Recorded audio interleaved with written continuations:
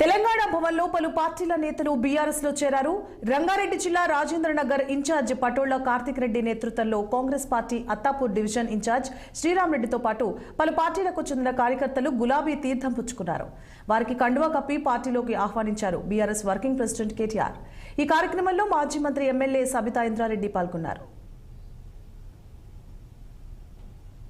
వాస్తవం ఏంటి అంటే ఇవాళ నష్టపోయింది కేసీఆర్ గారు టీఆర్ఎస్ పార్టీ కాదు. అది ఇప్పుడిప్పుడే అందరికీ అర్థమవుతా ఉంది. నిజానికి ఔటర్ రింగ్ రోడ్ లోపల మనం ఎవరు కూడా కాంగ్రెస్ పార్టీ మోసపు వలలో పడలేదు.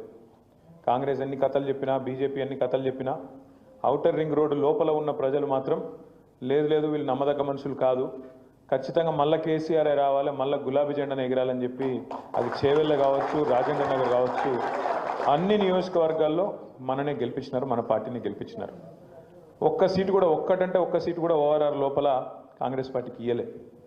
బీజేపీకి కూడా అడ్డివారి గుడి దెబ్బ అని ఒక సీట్ వచ్చింది. అది కూడా మన క్యాండిడేట్ మనం పెట్టినోడు కొద్దిగా కరెక్ట్ లేకుండా ఆఖరికి ఆగమాగం చేసిండు కాబట్టి గోషామాయలు పోయింది. కానీ లేదా బరాబర్ గోషామాయలతో సహా కాంగ్రెస్కు బీజేపీకి ఒక్క సీటు రాకుండా హైదరాబాద్ను ఏకపక్షంగా మనం స్వీప్ చేస్తుంటాం.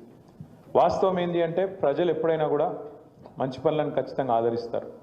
కాకపోతే పేదలు లేదా కొంతమంది ఎవరైతే మిత్రులు ఉంటారో ఇంకా ఎవరైనా ఎక్కువ చెప్తే కేసీఆర్ లక్షిస్తుండు కదా, నేను మీదికి వెళ్ళి తులం బంగారం ఇస్తా అని చెప్తే కొద్దిగా మా ఆడబిడ్డలు అక్కడక్కడ కొద్దిగా టెంప్ట్ అయినరు.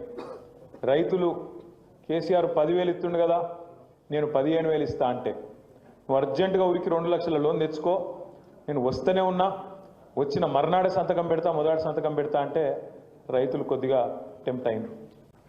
వాస్తవం ఏంటి అంటే ఇవాళ నష్టపోయింది కేసీఆర్ గారు టీఆర్ఎస్ పార్టీ కాదు.